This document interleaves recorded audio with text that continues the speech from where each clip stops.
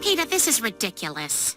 I know you're upset about losing your job, but you've been sitting on that couch for 2 weeks. I have not, Lois. He's right. It's actually been more like, 13 days. Well, you at least have to do something other than sitting there eating. All right. Brian, let's go for a walk.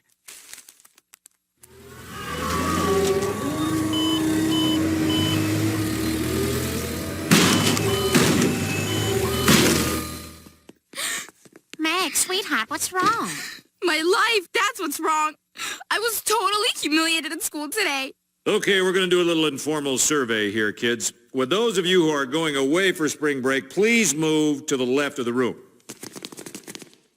Oigan, quienes que van a spring break, pasen la izquierda, por favor.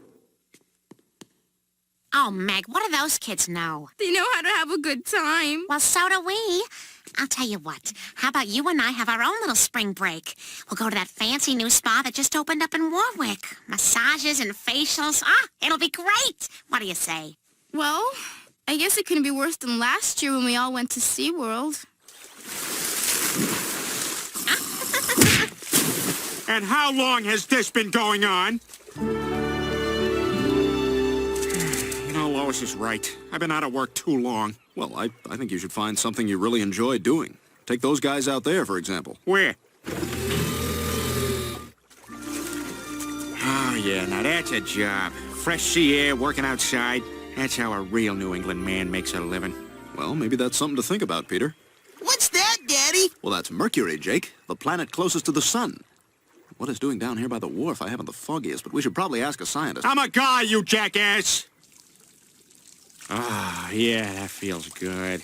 Chris, don't forget to mist under his chins. Oh, boy, Lois, it's a real mess down there. I'm afraid I'm not going to be able to do this in the time I quoted you earlier. Chris, shut the hose off for a second.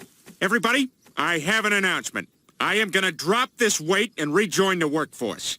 I have decided to become a professional fisherman. What? Why a fisherman? It makes perfect sense, Lois. You know how much time I've spent on the ocean. Wilson! What are we gonna do now? Wilson! Wilson! My name is Voight, dumbass. Hello, Doreen. Yeah, I'm still over at the Griffin job.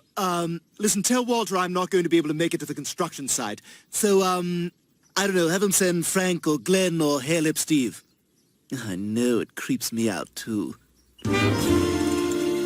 Yeah, so you think I can find a boat here, huh, Joe? Oh, yeah, you wouldn't believe what we confiscate from these crooks. Welcome. We open today's bidding with this pair of panties confiscated from a prostitute. $50. She had 9 STDs. $45. And when we caught her, she wet herself. $50. Excuse me, are you gonna sell anything that's not gross? And now, our next item. Please direct your attention to this photo of a beautiful 40-foot fishing boat. Oh, man, that's perfect. $12,000. $13,000.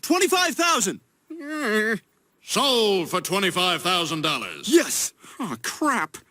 Thanks. And now, the actual boat itself. Do I have an opening bid for the boat? $50,000. Sold for $50,000. Good for you, Peter. Congratulations. You just bought yourself a cursed boat. Cursed? The last captain of that vessel lost his life, and it weren't no accident. His name was Salty, and he was devoured by Daggermouth, the man-eating bluefish. You want to buy that boat? Go ahead, take it. But don't expect me to fish your dead body from an angry sea that gave you fair warning. Are you up for bids, too? You are just precious.